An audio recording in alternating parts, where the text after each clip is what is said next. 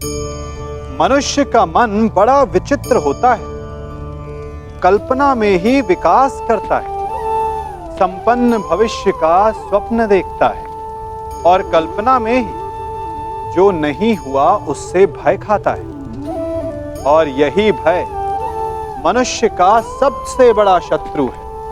हमारे भविष्य के मार्ग में, हमारे आनंद के मार्ग में सबसे बड़ी बाधा है। अब आप लोग मुझसे पूछेंगे कि इसका तोड़ क्या है, भय से मुक्ति कैसे पाई जाए?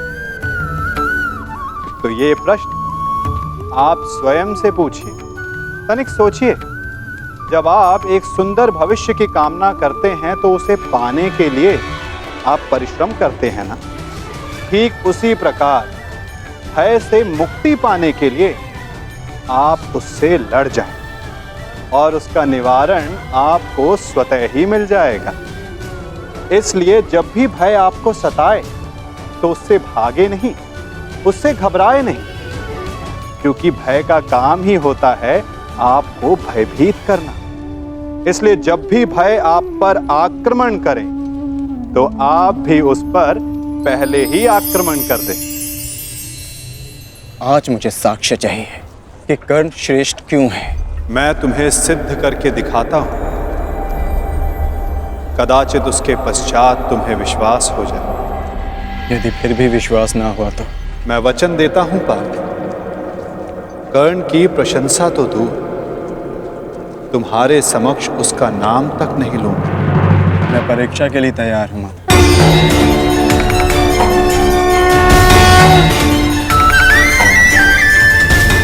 उन दो पर्वतों को देख सकते हो पार्थ?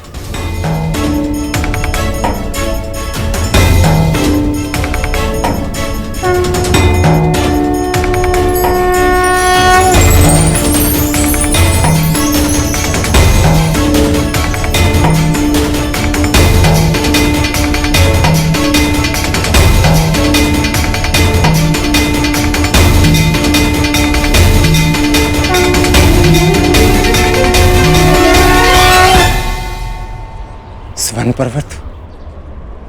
हाँ पार्थ, अब ये दोनों पर्वत स्वर्ण में परिवर्तित हो चुके हैं।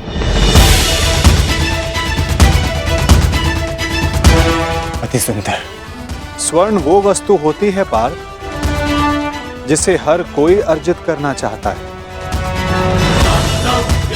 और अब मैं ये कहता हूं कि इन दोनों स्वर्ण पर्वतों पर तुम्हारा अधिकार है। और मैं ये चाहता हूं कि इन दोनों स्वर्ण पर्वतों को समान मात्रा में बांटकर इन ग्राम वासियों में दान कर दो। परंतु पार्थ, एक बात का स्मरण रखना, इन पर्वतों का सारा स्वर्ण दान करना होगा। स्वीकार है तुम्हें?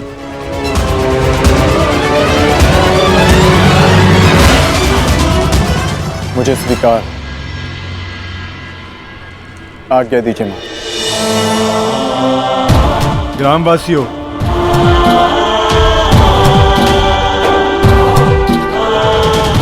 मैं पांडु पुत्र अर्जुन ये घोषणा करता हूं, ये दोनों स्वर्ण मेरु समान मात्रा में विभाजित करके आप सबको दान में दिए जाएंगे।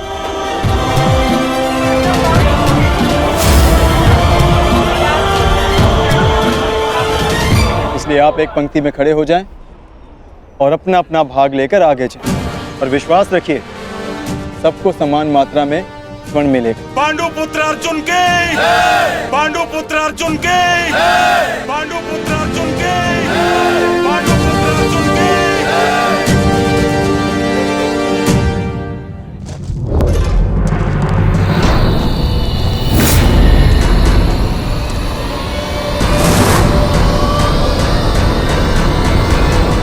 ये क्या है पुत्र? अब कौन सी समस्या उठा लाए अपने कंधे पर? हाँ बार्बरिक, कौन है ये? और इनकी ये दशा किसने की? चिंता ना करो माता, ये केवल मूर्छित ही हुए हैं। परंतु कैसे? बस ये मुझे चुनौती देने की भूल कर बैठे। मुख से तो ये मूर्ख नहीं लगते, पर कार्य मूर्खों वाला कर बैठे।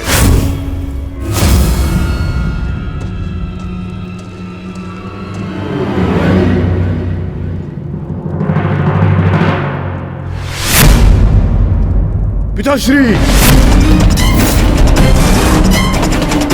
पिताश्री, पिताश्री, पिताश्री, पिताश्री, मारवी पानी लेके आओ। क्या हुआ पिताश्री? क्या हुआ? ये क्या अनर्थ कर डाला तुमने? तुम्हें पता भी है ये कौन है? ये पिताश्री है मेरे, तुम्हारे पितामह मध्य पांडव महाबली भीम है ये, जिनका सम्मान करना चाहिए उन पर प्रहार कर उनको अपमानित कर दिया। लज्जा आती है मुझे कि तुम मेरे पुत्र हो। हाँ, जो तुमने किया वो मूर्खता नहीं, पाप है।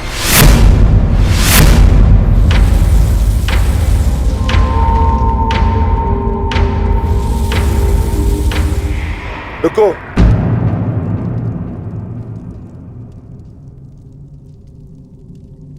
पिताश्री, मैं अपने मूर्ख पुत्र की ओर से क्षमा मांगता हूं। क्या ये मेरा पौत्र है? प्राणिपात पितामह, अपनी उद्दंडता पर मैं लज्जित हूं।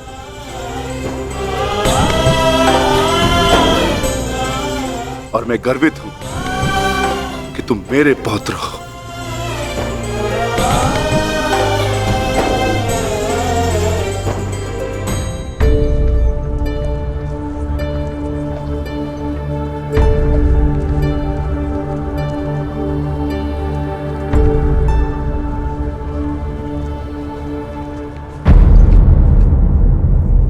जिस भीम को जरासंध भी परास्त नहीं कर पाया, उसे धूल चटाकर बार्बरिक ने यह सिद्ध कर दिया वो कुशल योद्धा है। मैं बहुत प्रसन्न हूं ये जानकर कि तुम्हारी धमनियों में मेरा रक्त बह रहा है। जीते रहो पुत्र। आज बहुत समय के पश्चात तुमसे द्वंद्व करके मुझे बहुत आनंद आ गया। परंतु पिताश्री, आपके यहां आने का प्रयोजन क्या था? प्रयोजन है पुत्र, और वो प्रयोजन तुम्हें और बार्बरिक को सिद्ध करना होगा। आदेश दीजिए पिताश्री।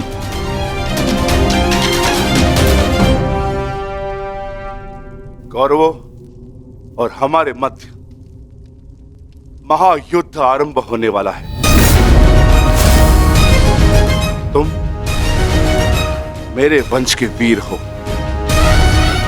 हमारे पक्ष को शक्तिशाली बनाने के लिए मुझे इस महायुद्ध में मेरे परिवार की आवश्यकता है। मुझे मेरे कुशल और बलवान पुत्र और पौत्र की आवश्यकता है। क्या तुम मेरा साथ दोगे? हम आपके आदेश के अनुपालन के लिए प्रस्तुत हैं पितामह। इस युद्ध में आपके लिए प्राण देना हमारे लिए गर्व की बात होगी। मेरा परिवार मेरे साथ है, तो इस महायुद्ध में हमारी विजय निश्चित है।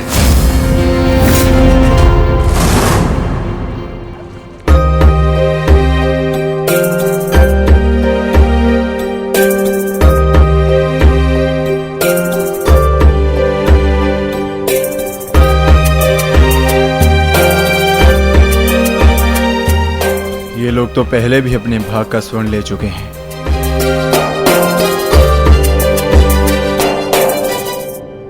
ये लीजिए माते।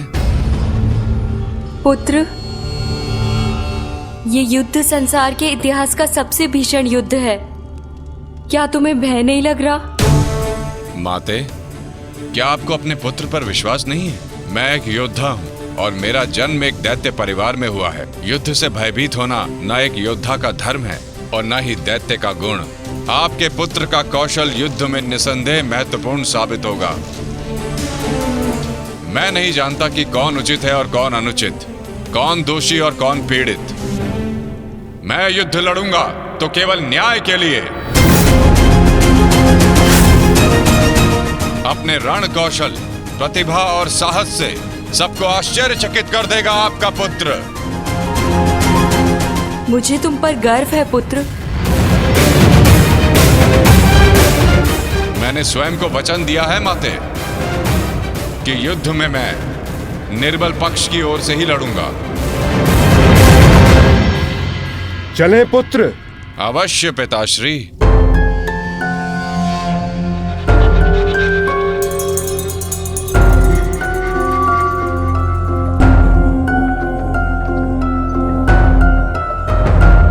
रुक जाइए, थोड़ा विश्राम करते हैं। कुछ समय पश्चात पुनः प्रारंभ करेंगे।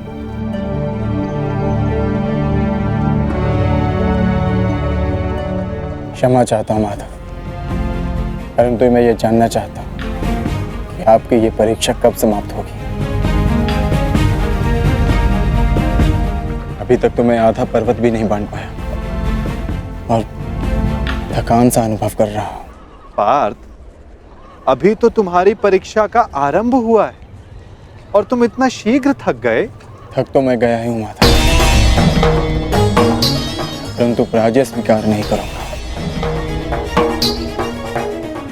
क्षमा चाहता हूँ माधव, परंतु अभी तक मुझे आपकी इस परीक्षा में आपका उद्देश्य समझ नहीं आया।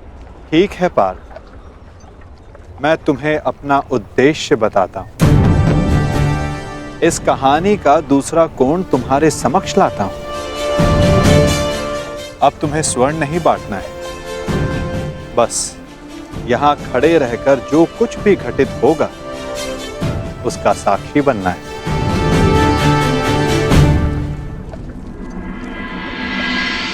दिव्य दृष्टि से, बाण शक्ति से जीते ये सारा रण। शांत चित्त धरे, आत्मबल भरे, जीते हर बाधा गण। सूर्य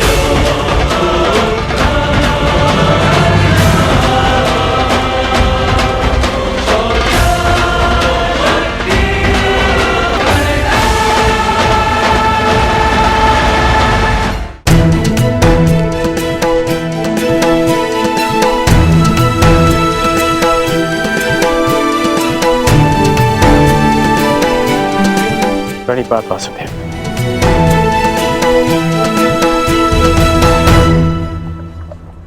आदेश कीजिए कि कैसे आपने मुझे स्मरण किया। मित्र, एक महत्वपूर्ण कार्य के लिए तुम्हारी सहायता चाहिए मुझे। बड़े समय से इस कार्य को पूर्ण कैसे करूं, उसके विषय में सोच रहा था, तो तुम्हारा स्मरण हुआ है और मुझे पूर्ण विश्वास है कि तुम्हारे अतिरिक्त इस कार्य को और अधिक उत्कृष्टता से कोई नहीं कर सकता। ये मेरा सौभाग्य है कि आपने मुझे अपना मंतव्य पूर्ण करने के लिए योग्य समझा। वो दो स्वर्ण पर्वत देख सकते हो मित्र।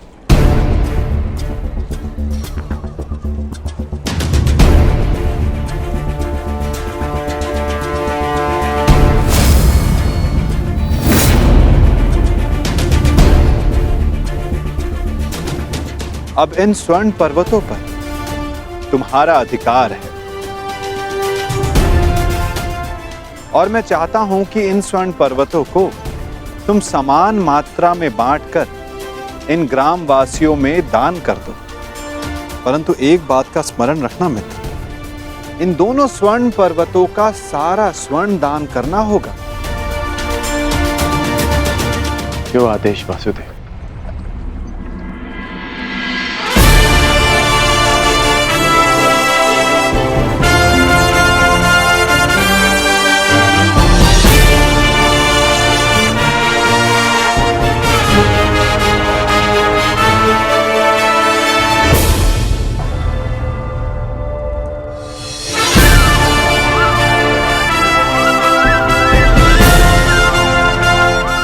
मैं सभी ग्रामवासियों से निवेदन करता हूं कि ये दोनों स्वर्ण पर्वत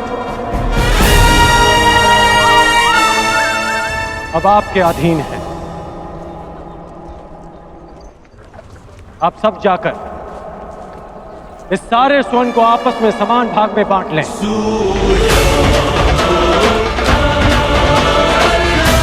जाइए।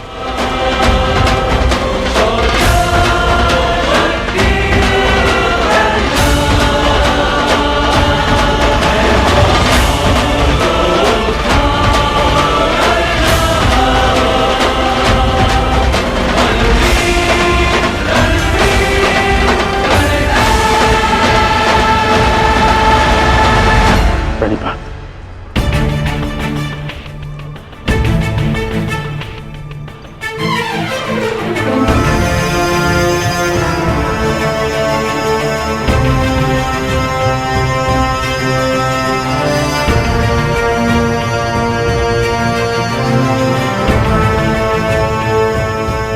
तुम्हें ये स्वर्ण इन ग्रामवासियों में बांटना था, परंतु तुम भी इन ग्रामवासियों की भांति ही स्वर्ण के प्रति आकर्षित हुए।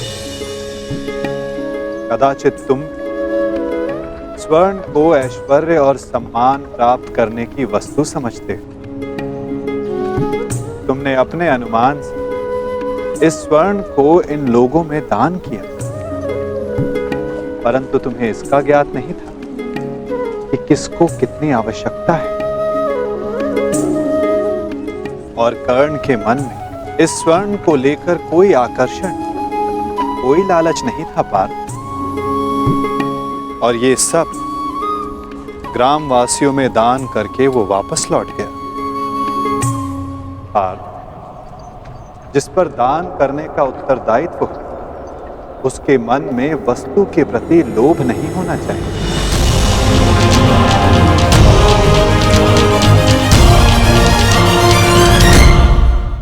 तुम्हारे मन में ये इच्छा थी कि तुम्हारा न्याय पूर्वक ये स्वर्ण दान करने के लिए ये लोग तुम्हारी प्रशंसा करें। और कर्ण के मन केवल कर्म करने की इच्छा थी पार्थ, फल पाने की नहीं। ये वितरांग गुण, ये विरक्ति मनुष्य का लक्ष्य पाने की, उसका दान करने के संकल्प को दर्शाता है।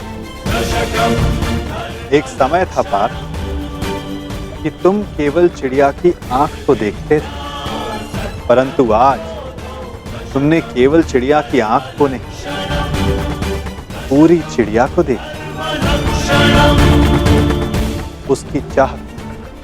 उसकी चाह पूर्ण करने की राह को देखा। और यही अंतर है तुम में और कर्ण में पार्थ। वही अंतर जो एक सामान्य मनुष्य और विशेष मनुष्य में होता है। मैं आपका तात्पर्य समझ गया माता, और ये भी समझ गया कि आपके हृदय में कर्ण का स्थान मेरे स्थान से ऊपर क्यों है। नहीं पार्थ, ऐसा नहीं है। तुम भी मेरे लिए अत्यधिक प्रिय हो, परंतु जैसा कि मैंने पहले भी कहा, जितना प्रेम, जितना सम्मान मेरे हृदय में कर्ण के लिए, उतना ही प्रेम, उतना ही सम्मान तुम्हारे लिए भी मेरे हृदय में है पार्थ। परंतु कर्ण के प्रति मैं तुम्हारा दृष्टिकोण बदलना चाहता हूं। जिस प्रकार, जिस दृष्टि से मैं कर्ण को देखता हूं, उसी दृष्टि से तुम्हें भी दिखलाना चाहता हूं पार्थ। मैं तुम्हें केवल ये बताना चाहता था पार्थ कि क्यों कर्ण को दानवीर कर्ण के नाम से जाना जाता है। मैं समझ गया माता, अब धन्य है।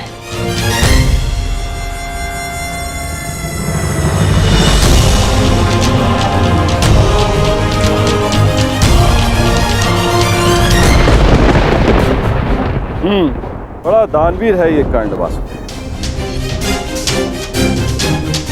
आपकी परीक्षा तो पूर्ण हो गई, अब मेरी बारी। अब मैं बताऊंगा कि दानवीर होने के नाम पर कितना बड़ा ढोंग कर रहा है ये कर्ण। अब केवल अर्जुन को ही नहीं, पूरे संसार को ज्ञात होगा ये सूर्यपुत्र कर्ण कितना महान दानवीर है।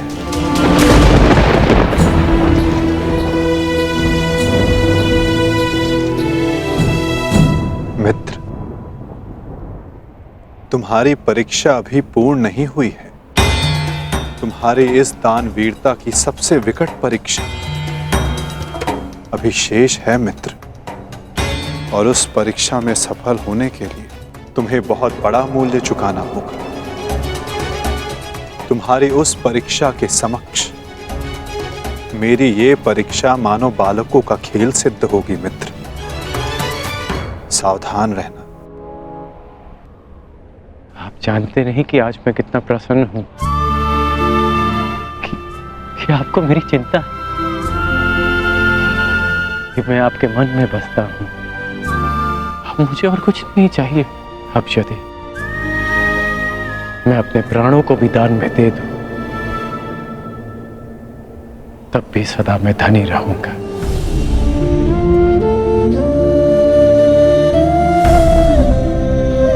बड़ी बात वासुदेव।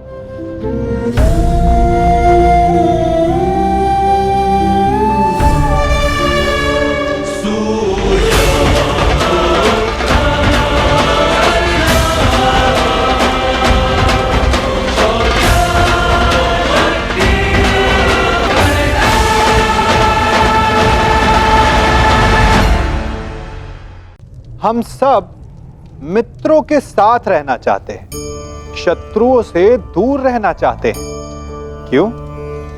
क्योंकि हमें जीवन में आनंद पाना है, जीवन में आगे बढ़ना है, स्वयं को संपन्न देखना है। और यदि किसी से भी आप पूछेंगे कि जीवन में सफलता पाने के लिए सबसे अधिक आवश्यकता किसकी होती है, तो हर एक आपको लगभग एक ही उत्तर देगा। सफलता प्राप्त करने के लिए आपको सच्चे मित्रों की आवश्यकता होती है। परंतु यदि आपको और अधिक सफल होना है, तो आपको केवल मित्रों की नहीं, शत्रु की अधिक आवश्यकता है। अब आप कहेंगे, ये मैंने कैसी बात कर दी? तनिक स्वयं सोचिए। जब भी संकट आता है तो मित्र क्या करते हैं? आपकी सहायता करने के लिए आपके साथ खड़े हो जाते हैं, और संकट के समय में शत्रु और बड़ा संकट बनकर हमारे समक्ष खड़े हो जाते हैं। मित्र हमें सहायता देते हैं, अपनी शक्ति देते हैं, परंतु शत्रु आपके भीतर छिपी शक्ति को बाहर लाता है, आपको और अधिक बलवान बनाता है।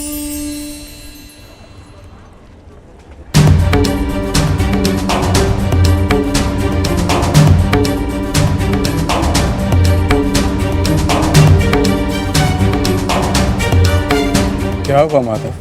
कुछ हुआ नहीं पार्थ, परंतु शीघ्र ही होने वाला है।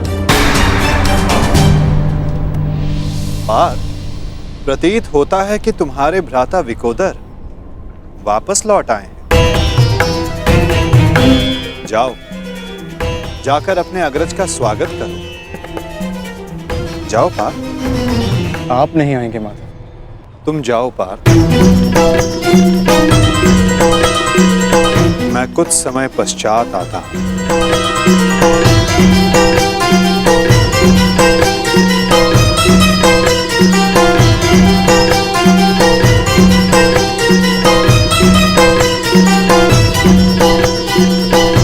मुझे क्षमा कर देना वीर बर्बरीक।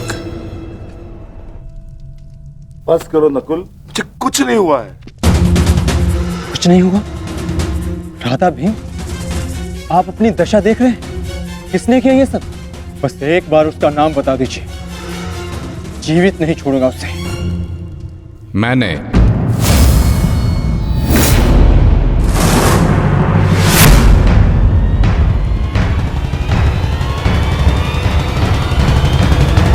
कौन हो तुम दुस्साहसी? आपका पौत्र पितामह।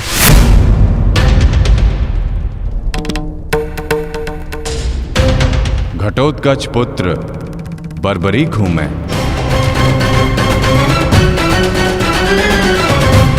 इसकी मार से जो चिन्ह मेरे शरीर पर पड़े हैं, इसका अर्थ तुम समझते हो अर्जुन?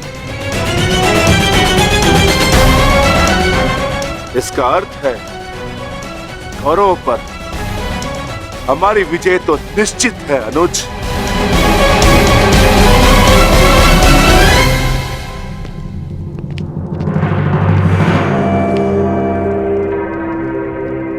बार्बरिक बल और युद्ध कौशल दोनों में सर्वश्रेष्ठ है। इस महायुद्ध में इसका सामना कोई नहीं कर पाएगा और मुझे विश्वास है कि बार्बरिक अकेला ही इस महायुद्ध को समाप्त करने में सक्षम है। तो ये तो बहुत प्रसन्नता की बात हुई।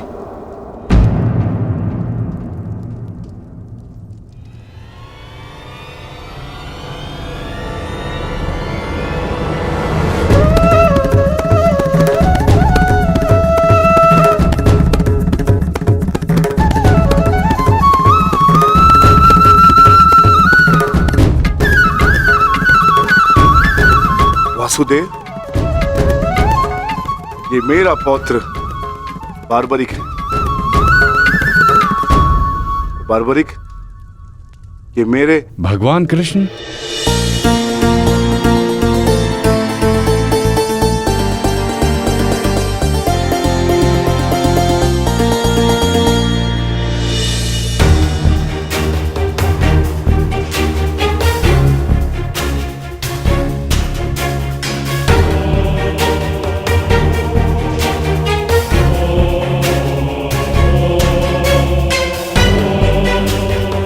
बचपन से आपकी कथाएं सुनकर ही बड़ा हुआ हूं प्रभु। आप मेरे स्वप्न में आते थे।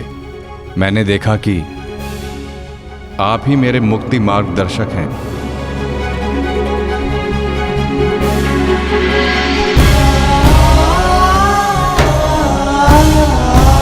आप ही मुझे मेरे परम लक्ष्य तक पहुंचाएंगे ना प्रभु?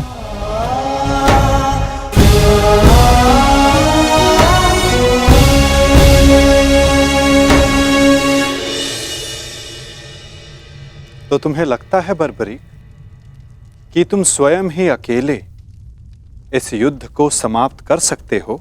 आप आदेश दें तो। और ऐसा करने के लिए तुम्हें कितना समय चाहिए बर्बरीक? आप सब बताएं कि आपके अनुमान से कितना समय लगना चाहिए? जो भीम ने बताया उसके अनुसार 1 माह, 1 पखवाड़े में भी हो सकता है, 2 दिन नहीं, केवल 1 दिन।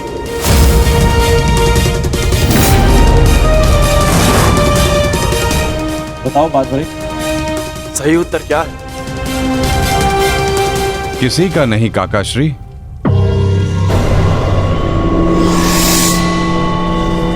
तो बताओ बर्बरीक, कितना समय लगेगा तुम्हें? केवल उतना जितना 3 बाणों का संधान करने में लगता है।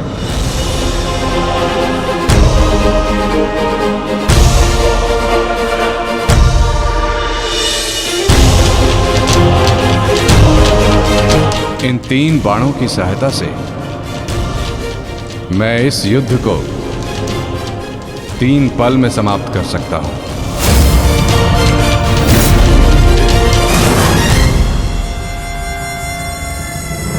चाहे जितने भी शत्रु मेरे समक्ष हों, इन 3 बाणों से मैं सभी का नाश कर सकता हूं।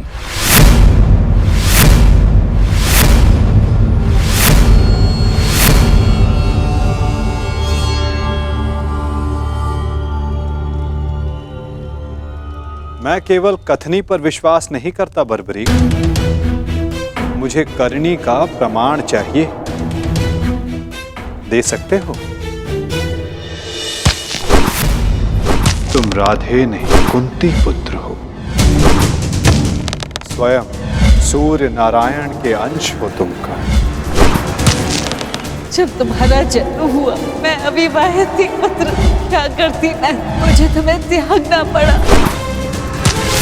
क्रोध, अशांति, पीड़ा ध्यान केंद्र में सबसे बड़ी बाधा है। अपने क्रोध को, अपनी अशांति को, अपनी पीड़ा को शस्त्र बनाकर इसका उपयोग करो। कौन उपयोग करो।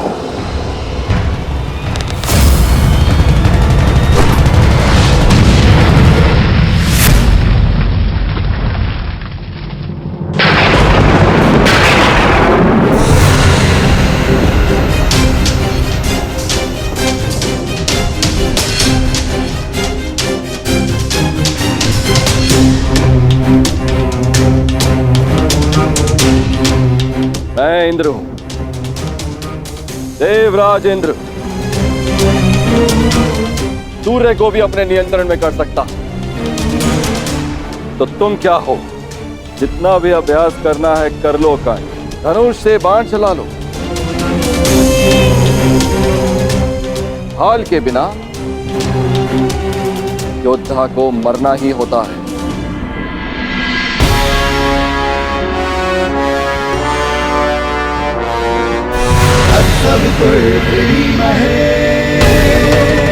ये आपकी भूल है इंद्रदेव।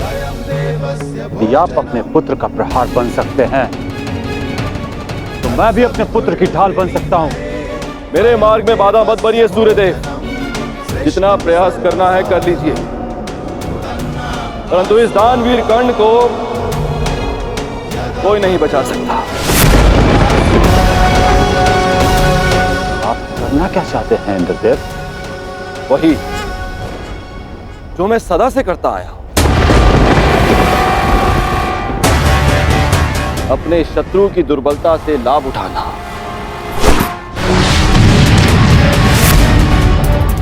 मैंने सुना है कि सूर्य उदय के समय यदि कर्ण से कोई दान मांगे तो वो अस्वीकार नहीं करता, मांगने वाले को निराश नहीं करता, दान अवश्य देता है। अर्थात कर्ण की दुर्बलता उसकी दान वीरता है और उसकी शक्ति वो कवच और कुंडल। तो जन्म से ही उसके लिए आपका आशीर्वाद है। जब एक ब्राह्मण दान में उससे वो कवच कुंडल मांगने जाएगा तो इस संसार को पता चलेगा कितना महान है ये सूर्य पुत्र कर्ण। यदि दान दिया तो मेरे पुत्र अर्जुन के हाथों अपने प्राण खोएगा, और यदि नहीं दिया तो मेरे हाथों सम्मान। सूर्यदेव, इन दोनों ही परिस्थितियों में विजय तो देवराज इंद्र की ही होनी है। यह धर्म है इंद्रदेव। कवच और कुंडल कर्ण को उसके पिता का दिया हुआ उपहार है। यदि आपका पुत्र मेरे पुत्र को पराजित करने में असमर्थ है तो इस भांति आप एक बहुत ही नीच कार्य करेंगे। यह अनुचित है। इसमें अनुचित क्या है सूर्यदेव? आपने अपने पुत्र कर्ण की रक्षा के लिए उसे कुंडल और कवच दी है। मैं अपने पुत्र अर्जुन की रक्षा के लिए वो कुंडल और कवच छीन लेना चाहता हूं। मैं ऐसा कदापि होने नहीं दूंगा। वो तो आपकी क्षमता पर निर्भर करता है सूर्यदेव। आप जो करना चाहते हैं आप करने के लिए स्वतंत्र हैं, परंतु कल या तो आपका मान रहेगा या आपके पुत्र को आपका दिया हुआ उपहार। मेरा पुत्र है वो सूर्य पुत्र कर्ण। शीघ्र ही आपको अपनी भूल की अनुभूति हो जाएगी। कल प्रातः संसार पर सूर्य का प्रकाश पड़े या ना पड़े, परंतु ज्ञान का प्रकाश आपकी बुद्धि पर अवश्य पड़ेगा।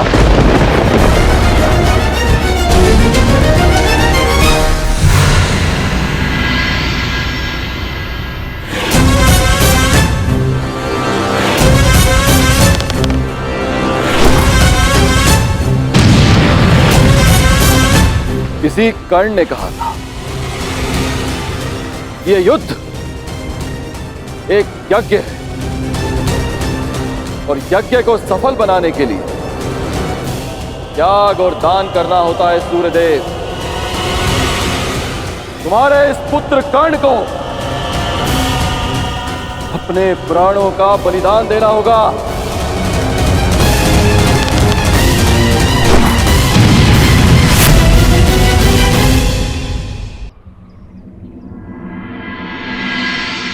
मुझे ये बाण मेरी आराध्य देवी ने दिए हैं प्रभु। इन बाणों के लक्ष्य पर जो शत्रु होगा उन सभी का नाश हो जाएगा प्रभु। परंतु इतने भीषण युद्ध में तुम अपने शत्रुओं को पहचानोगे कैसे बारबरीक? सभी शत्रुओं पर लक्ष्य साधना इतना सरल कार्य नहीं। यदि तुमने अपने इन बाणों का संधान किया तो तुम्हारे मित्र भी मारे जा सकते हैं, और वो निरपराध भी जो इस युद्ध में भाग नहीं ले रहे। इसलिए मुझे ये 3 बाण दिए गए हैं प्रभु। मेरे पहले बाण में भरी लाल भस्म मेरे सभी मित्रों और सहयोगियों को चिन्हित करेगी। मेरा दूसरा बाण उन सभी को चिन्हित करेगा जो इस युद्ध में भाग नहीं ले रहे या निष्पक्ष हैं।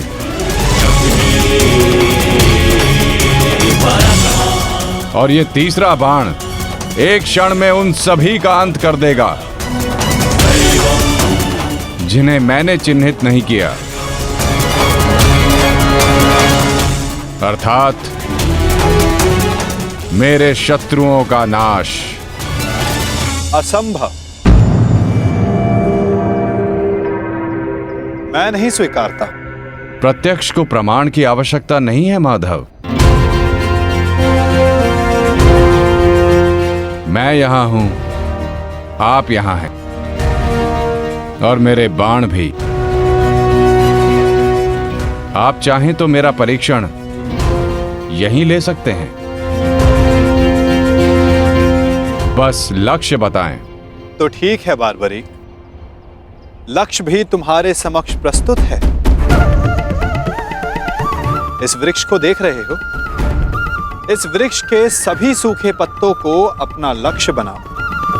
परंतु स्मरण रखना बारबरीक, इस वृक्ष का कोई भी हरा पत्ता या कोई भी अध सूखे पत्ते का लक्ष्य भेदन नहीं होना चाहिए। स्वीकार है? आदेश का पालन होगा।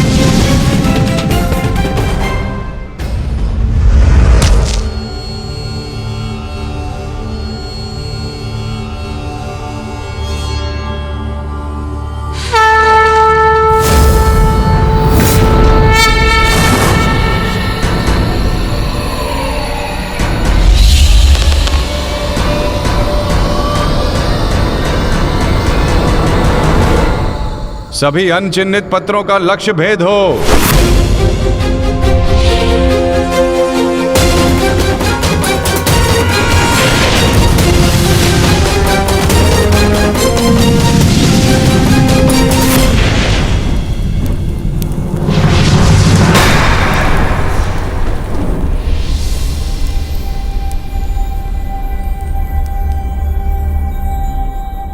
प्रतीत होता है कि कोई सूखा पत्ता शेष रह गया है बारबरीक। तुम असफल हुई। न मैं असफल हुआ हूं और ना मेरा तीर कोई लक्ष्य छोड़ेगा।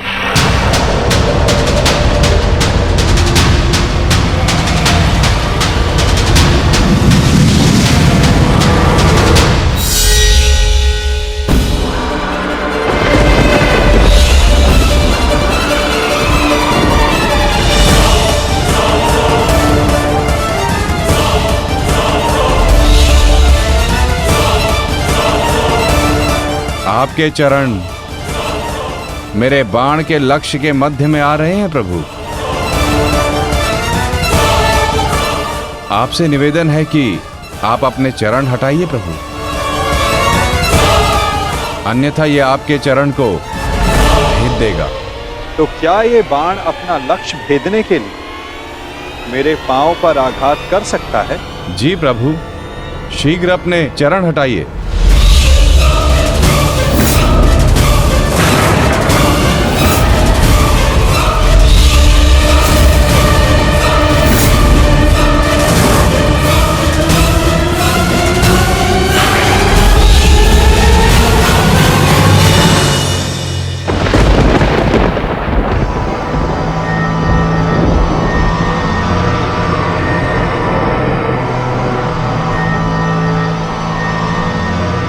ये क्या किया वासुदेव? मेरा वरदान था कि ये बाण कभी लक्ष्य चूकेंगे नहीं। मैं वासुदेव आपके वरदान का मान अवश्य रखूंगा।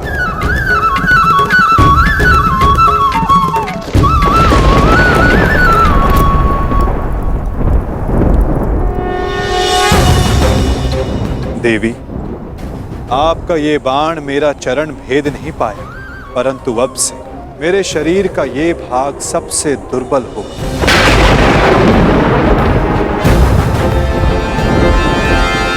और अब कोई भी बाण मेरे इस स्मरण स्थल को भेद पाएगा। ये मेरा वचन है देवी, और यही मेरे इस देह को त्यागने का कारण बनेगा।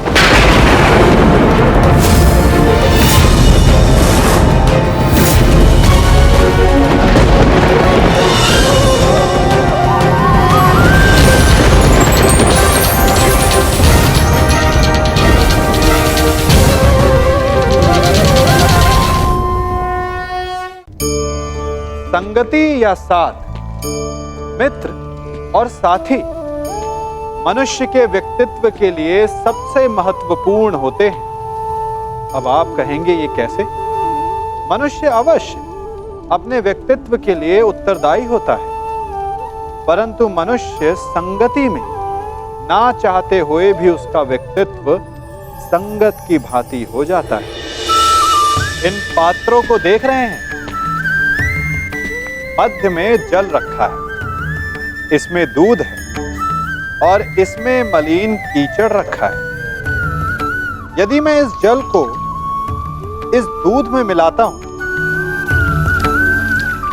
तो ये जल दूध बन जाता है, और यदि इसी जल को इस मलिन कीचड़ में मिलाता हूं तो क्या हुआ? ये जल कीचड़ बन गया। ऐसी कोई युक्ति नहीं कि जल बिना घुले मिले दूध या कीचड़ में अपना अस्तित्व बनाए रखे या उनसे अलग रहे। और ठीक ऐसा ही मनुष्य के जीवन में भी होता है। यदि एक गुणहीन व्यक्ति गुणवानों की संगत में बैठे तो उसे भी गुणवान समझा जाता है, सम्मान का पात्र समझा जाता है। और यदि एक गुणवान व्यक्ति गुणहीनों की संगत में बैठे तो उसे भी तिरस्कार मिलता है। इसलिए अपने जीवन में सदैव संगति सोच समझकर सावधानी से चुनिएगा। और अब कोई भी बाण मेरे इस स्मरण स्थल को भेद पाएगा। ये मेरा वचन है देवी, और यही मेरे इस देह को त्यागने का कारण बनेगा।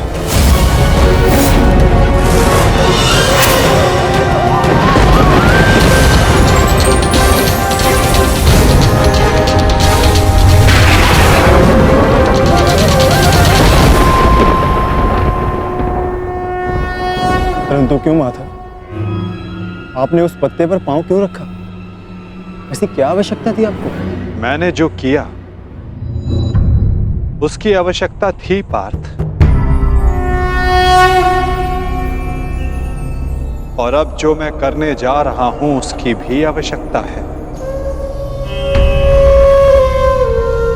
परंतु मैं ऐसा करना नहीं चाहता था पार्थ।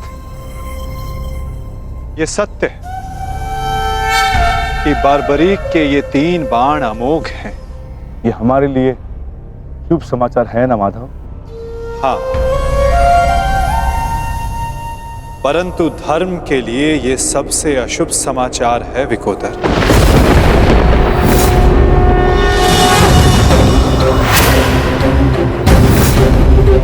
ये युद्ध केवल कौरवों और पांडवों के मध्य नहीं है।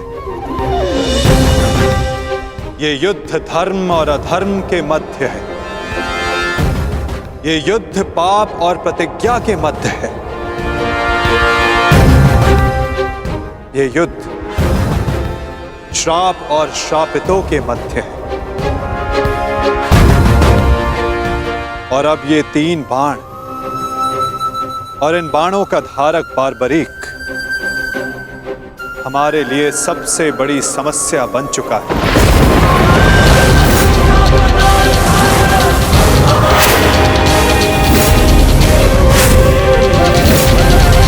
इसी कारण बार्बरीक का अंत अब अनिवार्य है।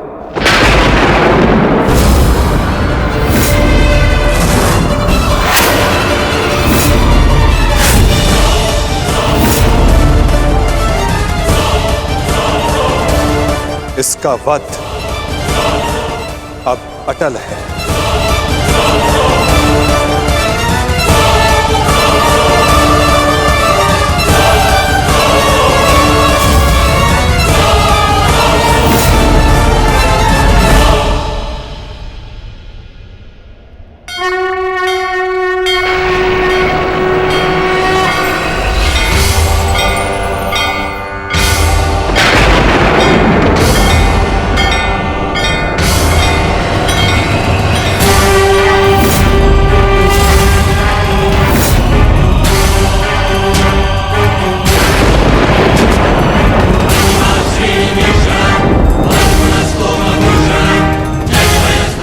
नहीं, नहीं वासुदेव, मेरे जीवित रहते मैं ऐसा नहीं होने दूंगा। सुदर्शन चक्र को बार्बरी तक पहुंचने से पहले मेरे मस्तक से होकर जाना होगा। यही नियति है भीम, और तुम ये भली भांति जानते हो। बार्बरीक का अंत अब अनिवार्य है, अन्यथा युद्ध में सबका विनाश निश्चित है। मेरे पास अब और कोई विकल्प शेष नहीं।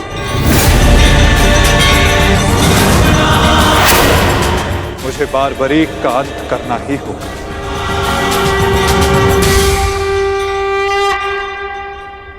किंतु माता, इसका कोई समाधान तो निकल ही सकता है ना? हम बार्बरीक को युद्ध से दूर भी तो रख सकते हैं। तो फिर इसका अंत अनिवार्य क्यों?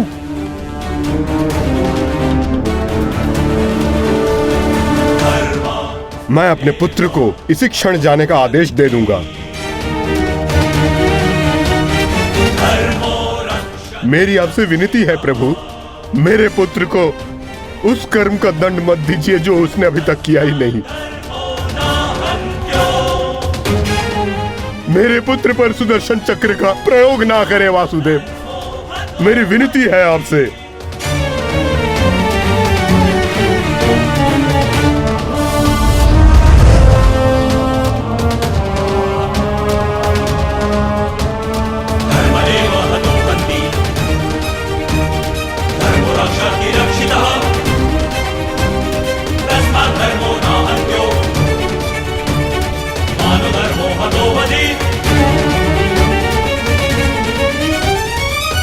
रुकिए पिताश्री।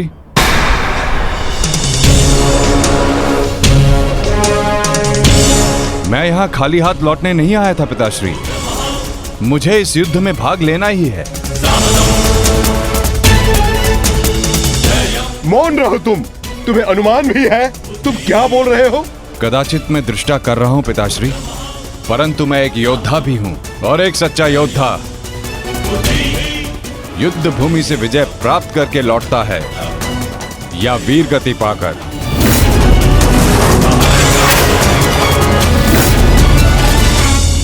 क्षमा कीजिएगा वासुदेव, परंतु युद्ध में बार्बरिक के भाग लेने से हमें क्या हानि होगी? बार्बरिक हमारे पक्ष से युद्ध करेगा, हानि तो केवल कौरवों को होगी वासुदेव। नहीं युधिष्ठिर, जो तुम्हें दिख रहा है वो सत्य नहीं है। क्यों बार्बरिक? मैंने उचित कहा ना? मैं समझा नहीं वासुदेव। बार्बरिक निश्चित रूप से हमारे पक्ष में लड़ेगा, तो इसमें क्या संदेह है? क्यों पौत्र? सत्य यह है कि मैं इस युद्ध में निर्बल पक्ष की ओर से भाग लूंगा।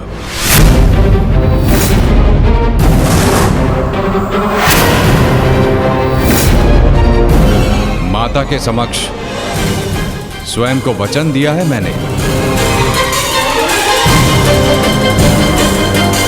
परंतु समस्या क्या है वासुदेव? ये तो स्पष्ट है कि हम पांडवों के पास 7 अक्षणीय सेना है और कौरव के पक्ष में 11 अक्षणीय सेना। कौरव के पक्ष में पितामह भीष्म और गुरु द्रोणाचार्य भी है।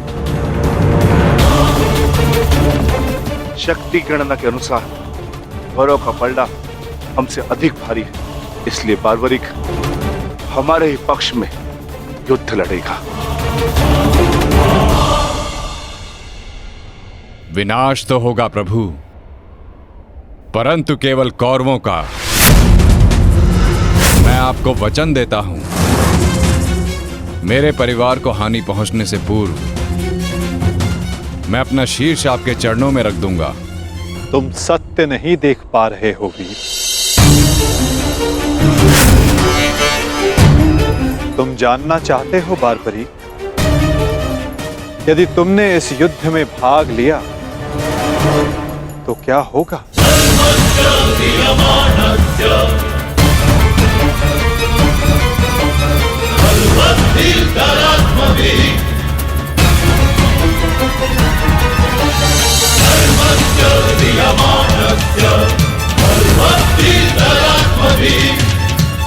तो देखो,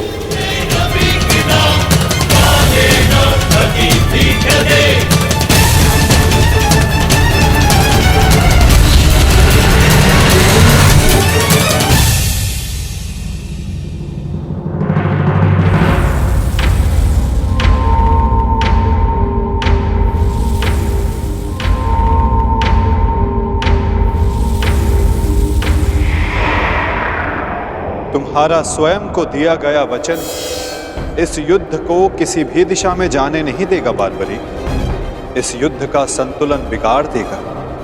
तुम निश्चित रूप से आरंभ में पांडवों के पक्ष में रहोगे, क्योंकि आरंभ में पांडव कौरवों से निर्बल होंगे, परंतु शीघ्र ही ये परिस्थिति बदल जाएगी बार्बरिक।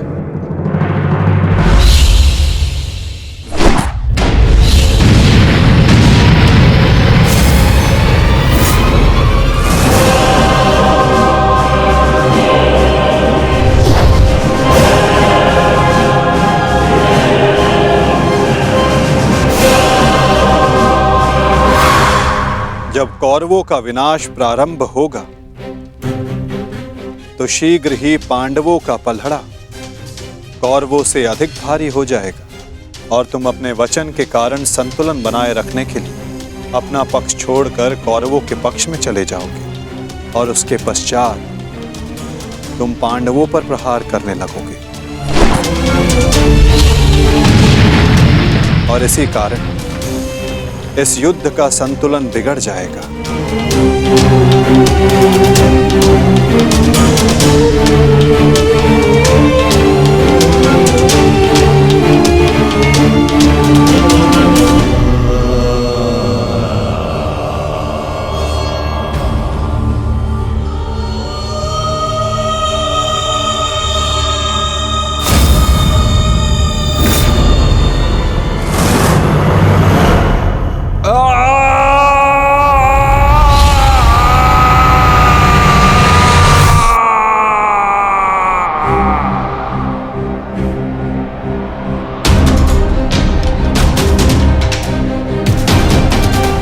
यही सत्य है बारबरीक। यदि तुम इस युद्ध में हुए तो यही होगा।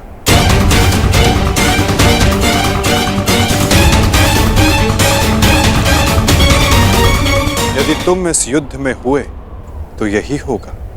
तो मैं क्या करूं प्रभु? संसार का हर योद्धा अपना युद्ध चुनता है। क्या मुझे ये युद्ध चुनने का अधिकार नहीं? योद्धा कभी अपना युद्ध नहीं चुनता बारबरीक। युद्ध अपना योद्धा चुनता है।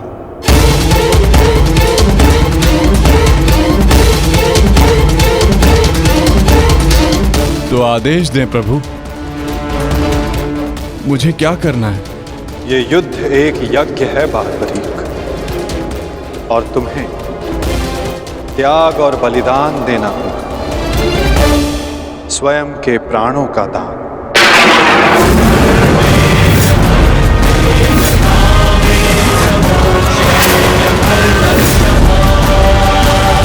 नहीं पौत्र, नहीं। नहीं माता, नहीं। आप ही कहते हैं ना प्रभु कि प्रत्येक मनुष्य के जीवन का कोई ना कोई लक्ष्य होता है। मेरी बस एक ही इच्छा थी कि मैं भी इस युद्ध में भाग लूं। मैं भी इस युद्ध को देखना चाहता था, इसका साक्षी बनना चाहता था। भगवान श्याम को अपना धर्म निभाते देखना चाहता था। क्या मेरी ये इच्छा अधूरी रह जाएगी? मैं वचन देता हूं बारबरीक, इस युद्ध का साक्षी बनने की तुम्हारी इच्छा मैं अवश्य पूर्ण करूंगा। यदि इस युद्ध में तुम मेरी सहायता करना चाहते हो बारबरीक, तो तुम्हें स्वयं को इस युद्ध से विरक्त करना होगा। और इसका केवल एक ही मार्ग है जो तुम भली भांति जानते हो।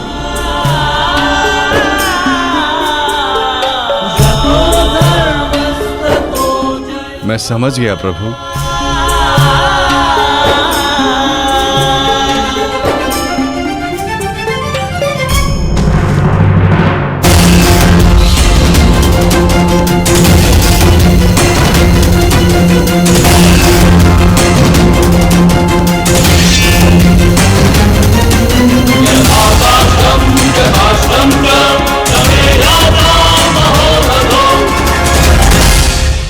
मैं घटोत्कच पुत्र महाबली भीम पौत्र बर्बरीक स्वेच्छा से अपना शीश भगवान कृष्ण के चरणों में भेंट करता हूं।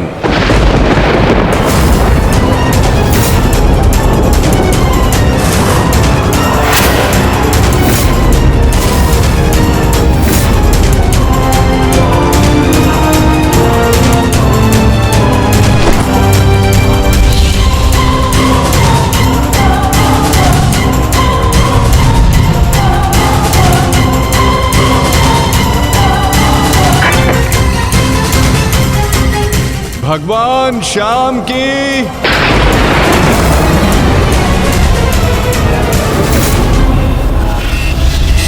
नहीं पुत्र बारबरीक,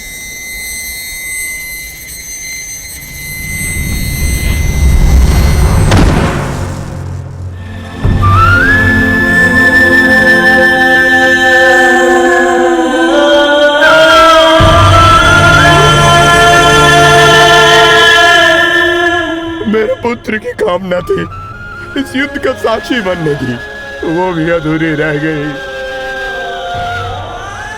उससे स्वयं के साथ भी अपनी अंतिम कामना का भी अंत कर लिया। नहीं घटोत्कच, ये अंत नहीं, प्रारंभ है। बार्बरीक की अंतिम इच्छा अवश्य पूर्ण होगी। श्री कृष्ण गोविंद हरे मुरारी, हे नाथ नारायण वासुदेवा।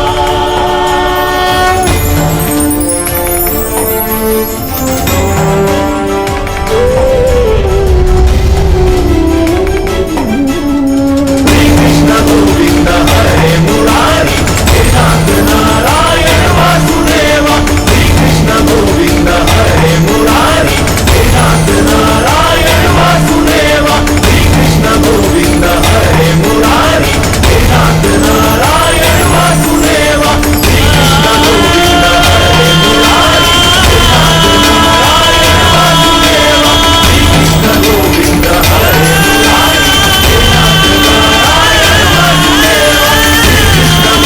हरे मुरारी, हे नाथ नारायण वासुदेवा। श्री कृष्ण गोविंद हरे मुरारी, हे नाथ नारायण वासुदेवा। बार्बरीक इस महाभारत का एक महत्वपूर्ण कार्य पूर्ण करेगा।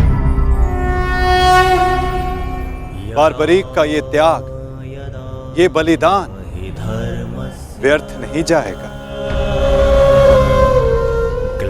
तुम सदैव अपने साहस, बुद्धिमता, इस महायुद्ध के, इस महाभारत के एकमात्र साक्षी के रूप में जाने जाओगे बार्बरीक।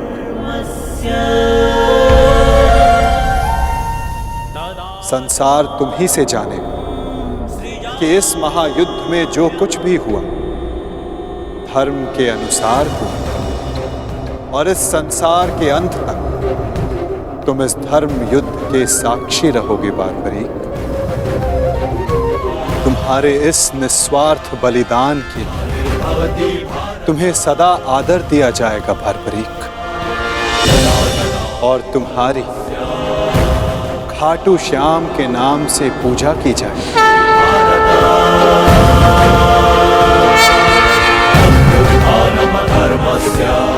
तुम हर उस निर्बल की सहायता करो जो तुम्हारे समक्ष सहायता मांगने आएगा। वीर बार्बरीक, तुम अपने साहस के लिए जाने जाओगे, महाभारत के निर्णायक के रूप में जाने जाओगे, शीश दानी के रूप में जाने जाओगे।